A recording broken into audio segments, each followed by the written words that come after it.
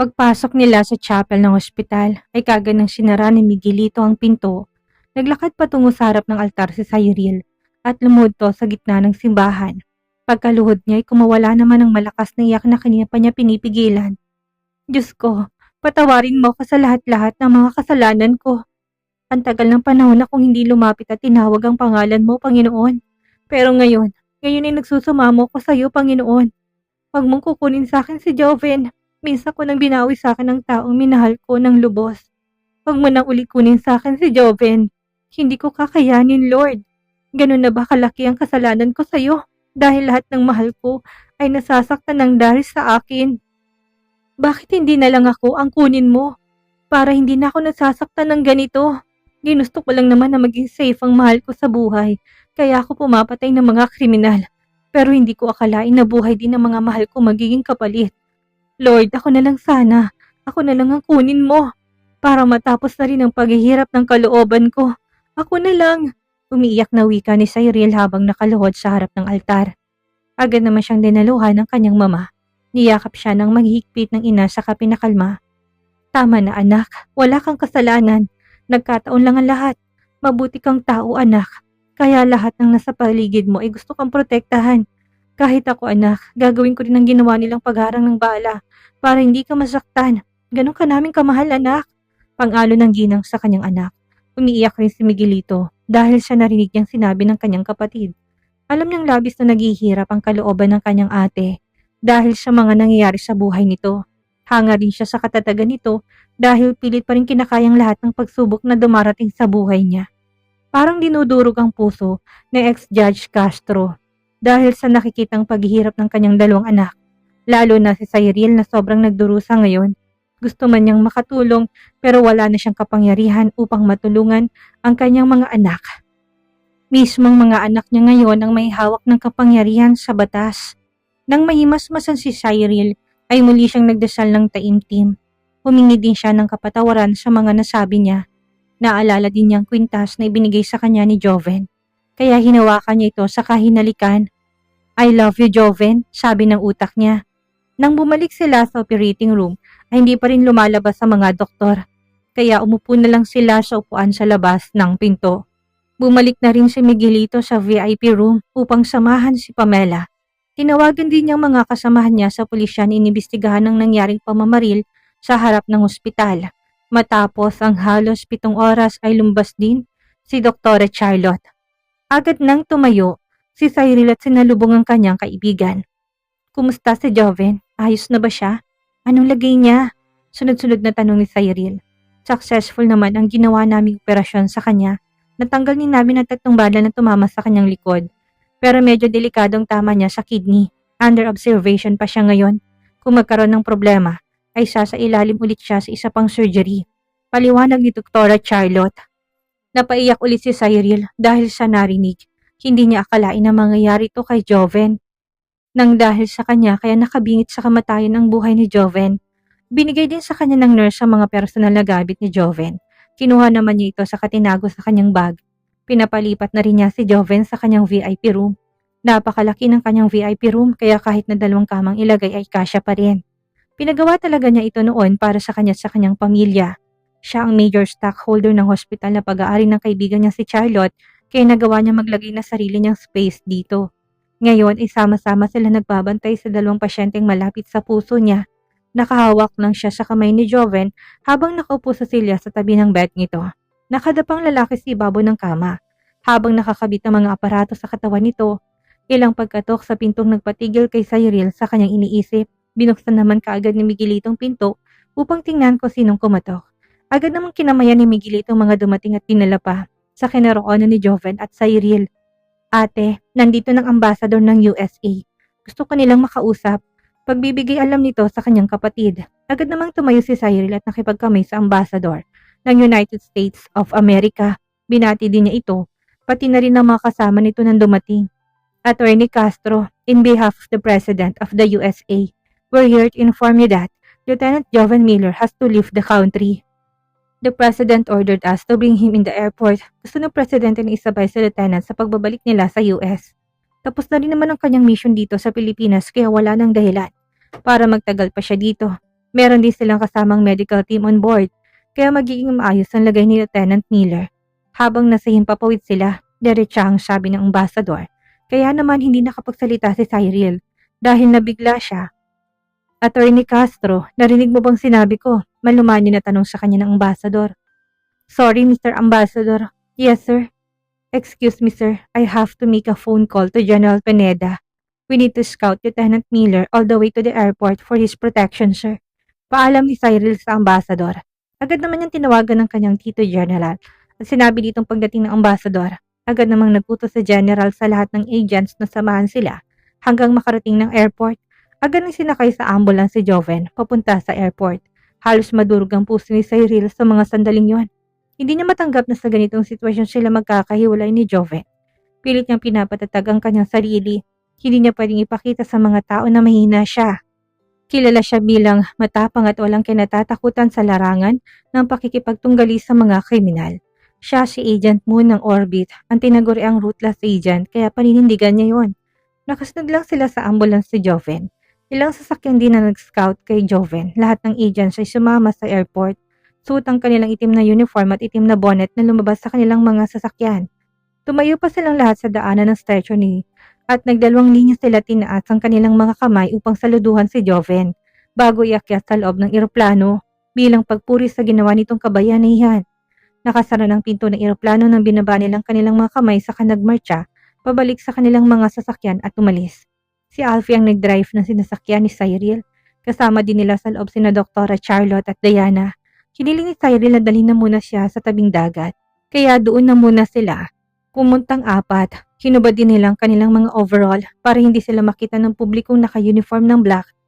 Pagkatigil ng kotse ni Alfie sa tabing dagat ay kagad na binuksan ni Cyril ang pinto ng kotse. Patakbo siyang pumunta sa dalampasigan at sumigaw ng napakalakas. Joven! Sigaw niya sabay luhod sa buhangin. Nanatili lang na nakatingin ang kanyang mga kaibigan sa kanya. Gusto man nilang lapitan si Cyril upang damayan, pero gusto din nilang mailabas itong lahat ng sakit na kinikimkim nito sa kanyang puso. Umiyak lang nang umiyak si Cyril habang nakaluhod sa buhangin. Hanggang sa kusa rin itong tumigil kaya nilapitan na siya ng tatlo.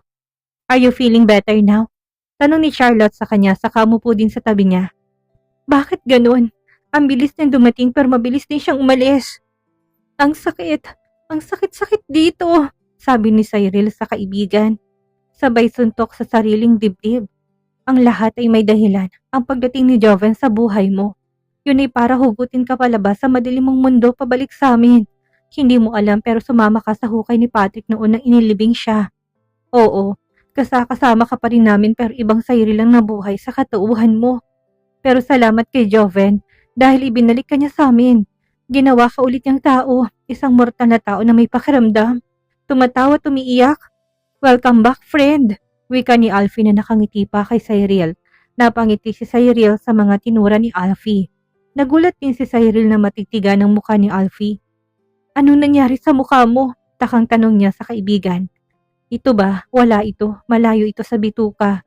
Buti nga't gasgas lang natamo namin ni Travis na pasabugin ng kalaban yung puno ng kasoy. Butit nakita kaagad namin ang lumilipad na bomba. Kaya ayun, tumalon na lang kami bago kami maging lechon. Kaya itong nangyari sa mukha ko, sumbong ni Alfie sa kanya. Nagpahatid na lang si Cyril sa kanyang bahay. Namimiss na rin niyang kanyang anak kaya uuwi na muna siya. Pagdating niya sa kanyang kwarto ay muli na naman niyang naalala si Joven. Lahat ng suot ng kanyang kwarto ay nag-iwan ng magandang alaala ni Joven. Nilapag na lang niya ang kanyang bag sa ibabaw ng kama saka pumasok sa loob ng banyo. Pagpasok niya sa loob ng banyo ay mukha pa rin ni Joven ang nakikita niya. Naalala pa niyang lahat ng ginagawa nila dito ni Joven. Mula sa loob ng shower room hanggang sa jacuzzi kahit nang walang banyo saksi sa mainit nilang panginiig. Muli na naman siyang napaluha dahil siya naisip. Namimiss niya na kagad si Joven. Paano kaya niya matatagalan ng kanyang pangungulila sa kanyang mahal? Napakatanga lang talaga niya dahil huli na siya. Sinabi ni Joven na mahal niya ito. Samantalang si Joven ay araw-araw nitong sinasabit pinapadama sa kanyang pagmamahal at pag-aalaga sa kanya. Napaka-unfair ng mundo para sa kanya. Bakit ayaw siyang maging masaya? Bakit sa tuwing masaya na siya ay biglang mapuputol ang kanyang kaligayahan? Masama ba talaga siyang tao? Napakaraming katanungan na naglalaro sa kanyang isipan. Mga katanungan na walang kasagutan dahil siya mismo hindi alam ang isasagot dito. Cyriel's POV. Halos mawala ako sa aking sarili dahil sa mga nangyari sa aking buhay. Akala ko noon kapag marunong na ako makipaglaban at may kapangyarihan na pagtupad ng batas sa magiging maayos. Sa una, totoong nakamit kong kapayapaang hinahangad ko. Masaya ako sa tuwing may natutulungan akong tao at nabibigyan sila ng katarungan. Napapanatag ang kalooban ko sa tuwing may mga kriminal ako nahulit na dadala sa tamang kalalagyan. Hindi ko rin maiwasan hindi pumatay ng tao. Dahil kung hindi akong unang kikitil ng buhay ay akong mamamatay. Wala akong pinagsisisihan sa lahat ng ginawa kong kalapitan sa mga halang kaluluwa. Hindi rin ako nakakaramdam ng awa sa kanila dahil sila mismo hindi marunong maawa sa mga inosenteng tao ng kanilang nagiging biktima. Pero ang lahat ay biglang nagbago sa isang iglap lang na wala sa katauhan kong katapangan. Nahihina pa rin ako, marupok at madaling masaktan. Isang taong nagkakamalit isang babae umiiyak dahil sa isang lalaki. Hindi man ako katulad ng ibang babae na umiiyak dahil niloko ng lalaking kanilang minahal, pero mas masakit ang naranasan ko ngayon. Dahil hindi ko alam kung makikita ko bang muli ang aking mahal. Hindi ko alam kung babalik pa ba siya sa akin.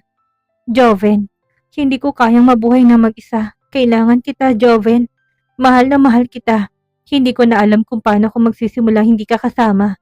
Kailangan kita para mabuhay, Joven.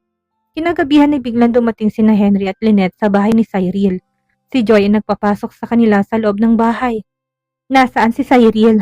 Bungad ni Lynette kay Joy. Nasa kwarto niya, attorney. Simula po nang dumating kaninang 3:00 ay hindi na siya lumabas. Sagot ni Joy. Pwede mo ba kaming dalhin sa room niya? Tanong ni Henry. Opo sir, kanina pa nga ako nag-aalala kay ate Cyriel sir. Namamaga din po mga mata niya kanina umuwi siya. Daldal pa ni Joy. Sinamahan naman sila ni Joy sa kwarto ni Cyriel. Agad na pinihit ni Lynette ang doorknob at nagpasalamat pa siya. Dahil bukas ito. Dahan-dahan pa niyang binuksan ng pinto. Dahil ayaw niyang maistorbo si Cyriel kung natutulog man ito. Laking gulat nila nang wala silang nakitang natutulog sa kama. Wala ring nakaupo sa sofa at walang senyales na may tao sa loob. Napansin naman ni Joy ang mga bag na nasa ibabaw ng kama. Ito yung bag na dala-dala ni ate kanina. Pero nasan siya? Nagtatakang tanong ni Joy. Agad namang naglakad si Henry patungo sa CR. Agad din niyang binuksan ng pinto at tinignan ng loob.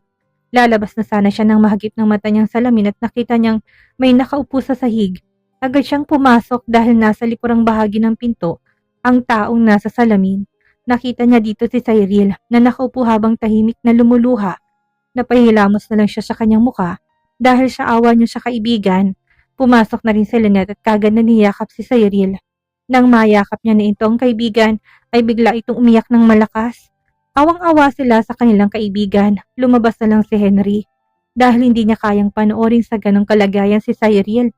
Isang desisyon ang nabuo sa kanyang isipan. Hindi niya hahayaan na maghihirap ng gusto ang kanilang kaibigan. Gagawin niyang lahat para maging masaya ito ulit. Ang kanyang kababata. Patakbong lumabas ng kwarto si Joy upang ikuha ng tubig ang kanyang ate. Nag-aalala siya na baka ma-dehydrate ito. Kung patuloy lang naiiyak, agad niyang pinainom ng tubig si Cyriel. Pinipilit pa niya na ito dahil umiling ito ng makitang baso. Ate, kailangan mo uminom ng tubig. Baka mapano ka na niyan, ate.